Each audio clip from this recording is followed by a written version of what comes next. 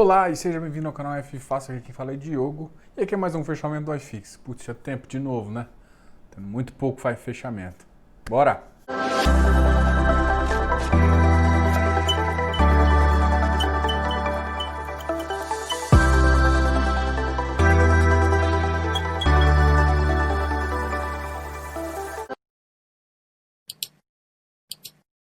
A gente começa falando um pouquinho de notícias e depois a gente vai falando dos dados do iFix, tá?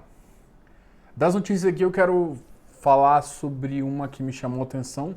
Bom, foi meio que um artigo que o pessoal escreveu e justamente falando do impacto dos fundos imobiliários de shopping. E esse artigo ficou relevante um pouquinho porque quem falou isso foi o gestor da Ed. Então isso torna bem relevante. E, segundo o gestor, o fundo os fundos de shopping só vão voltar realmente a se comportar igual antigamente, em termos de receita, só em 2022. Então a gente ainda vai sofrer um pouquinho em 2021, segundo a reportagem que eu vi aqui. Bom, isso é um dado que pode causar um certo alarme em algumas pessoas. Por exemplo, na minha projeção, e vocês têm me perguntado isso bastante, eu considerei realmente a volta definitiva apenas daqui a uns 9 meses, apenas por volta de junho, julho do ano que vem. Esse era um patamar que eu imaginava que iria voltar. Ele está colocando ainda um pouco para frente. Independente disso, agora os preços dos shoppings deram uma subida. De qualquer forma, então você tem que tomar muito mais cuidado na hora de entrar, tá ok? Então isso é um recado. Então ele falou isso. Pode fazer com que, pelo peso que a Ed tem, ela tem muitos fundos de shopping, significa que ela entende bem do mercado. Então isso pode gerar de novo uma certa queda, ou não. Isso é engraçado, né? Ou não, mas o peso, para quem conhece, o peso da Ed falando realmente tem um peso grande no mercado. E eles realmente estão acompanhando o mercado. Mas a grande questão em termos de shopping é as medidas do Covid. E de qualquer forma a gente só vai conseguir realmente ter uma previsão, todo mundo faz, né? Então, de qualquer forma, o que eu quero que você tenha a intenção aqui é, independente se você coloca o fluxo de caixa agora, daqui a 8 meses mais ou menos, né? Daqui em junho de 2021, ou só em janeiro de 2022, independente que você faça isso, tome muito cuidado nessa sua entrada, porque o que aconteceu foi que mesmo com o resultado dos fundos não vindo, houve uma antecipação de preço, tá? Então, isso é um detalhe bem importante e vale a pena você ver dá uma pesquisada lá, digita no Google aí, que você vai conseguir ver. Outro dado importante é que o Bovespa hoje subiu. Voltou para a faixa dos 102 mil pontos. Hoje chegando a 102.298 mil pontos. Com uma alta de 0,77. Quem mais subiu hoje foi a Eletrobras e quem mais caiu foi a Estácio. O dólar também teve uma queda de 0,16, chegando a 5,60. Eu tenho notado, não sei se... inclusive eu tive uma pergunta sobre isso que eu gostei bastante. A pergunta foi assim, Diogo, mas e a inflação? Eu estou sentindo que a inflação está voltando. E não é só você não. Se você olhar, muitos restaurantes começaram a ter que repassar. Isso normalmente gera um impacto na inflação. Gerando esse impacto na inflação, a gente já corre um risco imediato dessa inflação subir. Eu não acho que vai fugir do controle.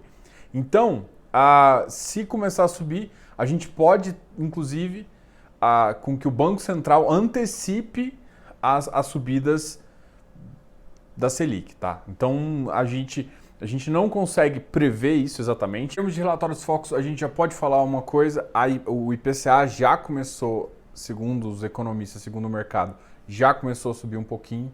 Isso já provocou que em 2021 tinha uma queda. Você lembra que eu achei estranho isso? Eu comentei isso no último relatório, que achei estranho. Voltou para o patamar de 3. E se o IPCA realmente começar subindo, a gente vai ter essa alta um pouquinho maior e com certeza a Selic não vai ficar nessa caixa. É impossível no Brasil a gente pensar em juros real. Se a previsão de IPCA estava 3, não faz sentido os juros no país estar 2,35. Não faz sentido a gente ter juros real negativo nesse país, por enquanto. O PIB também é um ativo que sempre está aumentando, mas é um que a gente tem que ficar bem de olho. porque ele vai ser o reflexo justamente das empresas. E se as empresas começarem indo mal, muitas empresas podem quebrar ou acontecer redução de pessoas, e isso gera redução de metros quadrados, impacta todo o mercado imobiliário e a gente é bem afetado junto ao FI. Então esse relatório também tem que ser um mantra, então, você tem que olhar o relatório e começar a pensar o que está acontecendo na economia. Vamos agora falando um pouquinho do iFix e dos ativos que mais caíram e dos ativos que mais subiram. A gente sempre começa pelos ativos que mais caíram. O ativo que mais caiu foi o RBRL. O RBRL está em emissão. Então e assim, ele é um ativo que tem, hoje ele teve 37 negociações, então não é um ativo que é uma referência de negativo. Outra coisa é, no máximo do dia, ele bateu 117,88 pontos e fechou em 14. Então apesar de ser uma queda baixa, porque ele tinha fechado em praticamente 17, não foi um ativo que realmente toma cuidado. Então está tendo emissão a 105, então é possível que esse valor caia. É um ativo um pouco complicado porque ele é detido por 96%, ele é detido pelo RBR Properties, que provavelmente deve ser um pouco diluído. Não dá para imaginar quanto ainda o fundo entrou, né? Mas eu imagino que esse percentual aí deva cair para 80% a 75% com essa nova emissão, tá? É uma estimativa que eu tenho, porque eu acho que o fundo ainda vai aumentar uma certa posição, mas não o suficiente para ele continuar com isso. Então vai aumentar o número de fluxo nesse fundo. Mas eu não acho que ele vai voltar a ser um VILG da vida, um XPlog. Ele não vai ser. Ele está mais para ficar ali próximo do HLOG. Mesmo quando ele virar um ativo de geral, ele ainda é detido, ele tem um controlador master ainda, que é o RBR Properties. Então isso dá uma diminuída no float do fundo. A CAFOF 110, 1,35. Não acho muito estranho. Esse FOF não é um FOF que eu acho espetacular. Nessa faixa eu compraria se fosse bem mais barato, mas não é um FOF que eu acho que é interessante entrar. Tem me perguntado também do IFE, eu fiz um comentário hoje sobre isso. Para mim, um FOF nesse estilo vai acabar sendo substituído por esses fundos com taxa de administração baixa e fundos ETF, vamos chamar assim, tá? Os FIs e ETFs vão acabar surgindo cada vez mais e podem substituir esses FOFs com FOFs de carteira, não FOFs de ganho de capital, né? Então, o que eu ficaria de olho é um FOF um pouco mais agressivo. Não é o padrão, não é o perfil da Kinea, apesar delas fazerem boas alocações e terem uma visão excelente de longo prazo, mas não de trading nem de curto prazo para tomar risco e realmente dar ganho para o cotista.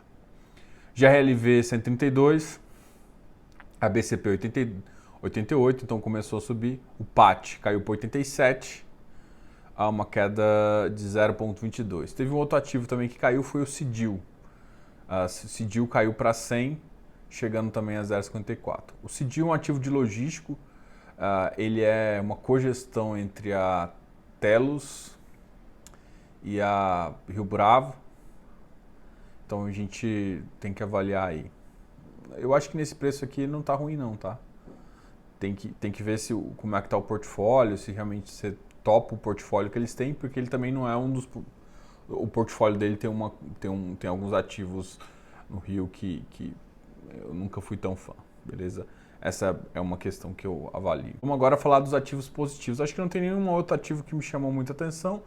O Vigir está na faixa de 81,19. Então, um ativo que está aí. Um outro ativo que provavelmente vai começar, se eu tiver que apostar em inflação, muito provavelmente a Selic uma hora acompanha. Então, ativos CDI vão começar a voltar. Isso é uma tendência. E prefiram inflação longa, tá? Porque inflação curta, no curto prazo, por exemplo, um ativo, por exemplo, os ativos IPCA ali com duration de 2 vai sofrer mais, tá? Então você tem que olhar a carteira para ver se a duration do IPCA em si, do IGPM, tá curta. Se essa duration estiver curta, se a curva de juros começar a abrir, você começa a perder spread e pode ser influenciado. Então, prefiro um pouco maior, porque aí dá tempo, se a curva for mais longa, de você sofrer menos e dá tempo de reciclar a carteira. Quase que não sai. Bom, agora vamos falar dos ativos que mais subiram. Hoje o iFix subiu 0,34%, chegando a 2.780. Você lembra que a máxima dele pós-Covid chegou a 2.816. Então o mercado está ficando positivo. E eu estou sentindo isso em alguns ativos, por exemplo, ativos relacionados a shopping, tá? Então tem que tomar cuidado. O HSML hoje subiu para 92. MOL subiu para 90. Vamos ver aqui, eu vi outros ativos. XPMOL subiu para 110. Vamos ver se o VISC subiu também. O VISC subiu para 107. Então quase todos os shoppings já começaram a subir. Só que você lembra da notícia que eu falei bem no começo? Então fiquem pensando nisso, porque quando não vier fluxo, o preço vai cair. Então muita calma nessa hora, porque senão você vai pagar um preço e você logo vai ver que ele vai cair 2, 3% aí, tá? Tem preços que eu acho que não vai chegar mais, eu não acho que você vai ver um VISC a, sei lá, 95 mais, mas eu não me surpreenderia em ver um VISC a 100, um XPMOL a 100, tá? Então é uma coisa que é o HGBS a 200, isso não me surpreenderia, principalmente se começasse a dar uma patinada nisso. E segundo um gestor do próprio HGBS, o gestor da ED, fala que os shoppings vão demorar um pouco mais. O IBOV bateu 102, também teve uma alta. Eu vou falar um pouco dos ativos que subiram mais que o IBOV. Eu já comentei sobre o MOL. Eu estou sentindo aqui, o BCFF subiu, é um ativo de FOF.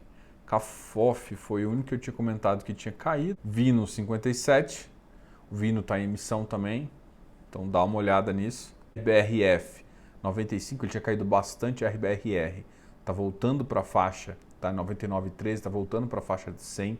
Um ativo que chegou a bater 102, 103, mas o preço dele, VVP dele, o valor patrimonial, para ficar em torno de 1 é nesse preço aqui mais ou menos.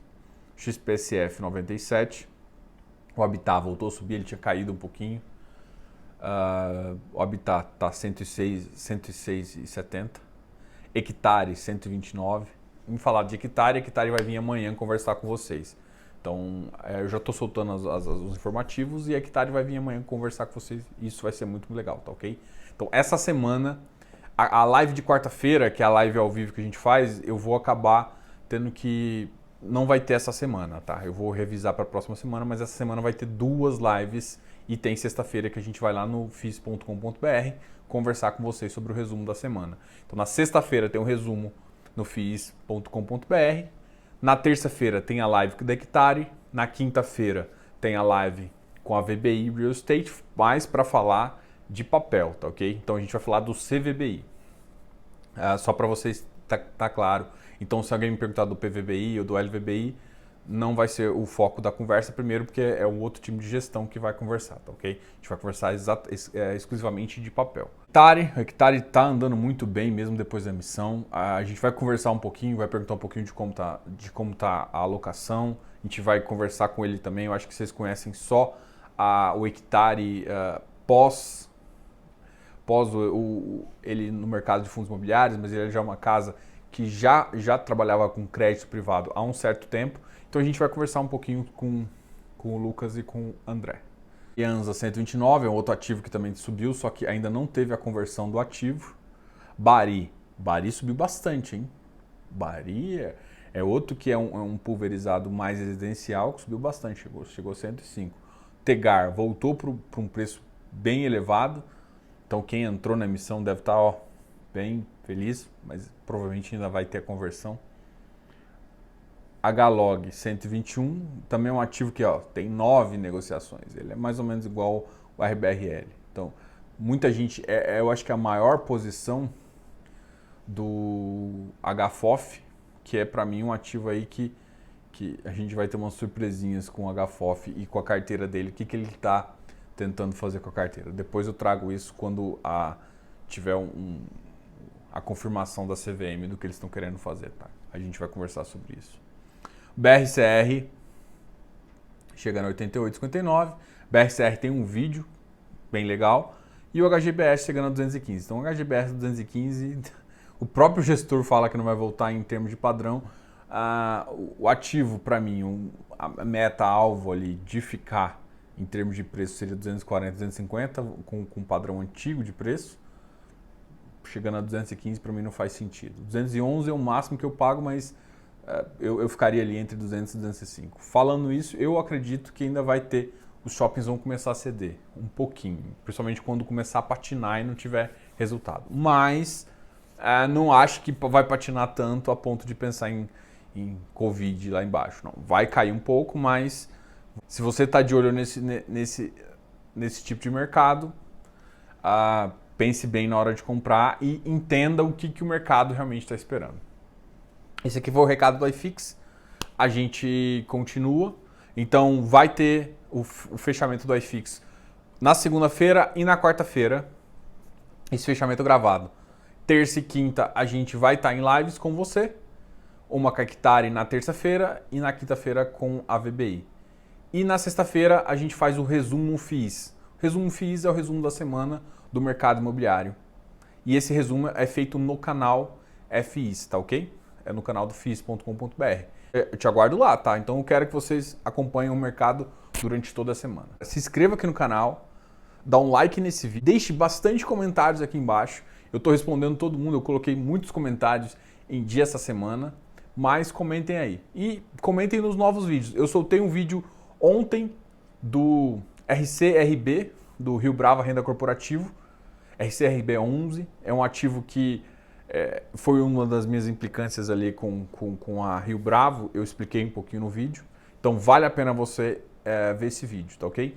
Hoje saiu um artigo muito legal do Ivan, e o artigo fala um pouquinho de renda, então ele faz um comparativo entre dois ativos, KNRI e o FSXC, que é um fundo de papel, justamente para você entender que o papel ele normalmente entrega um pouco mais de valor. Mas eu não vou falar mais nada aqui, que eu quero que você vá lá no site fifácil.com.br e confere, beleza?